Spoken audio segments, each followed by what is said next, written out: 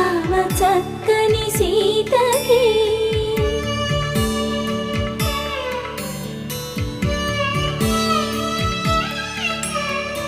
ఎర్ర జాబిలి చేయి రాముడేడని అడుగుతుంటే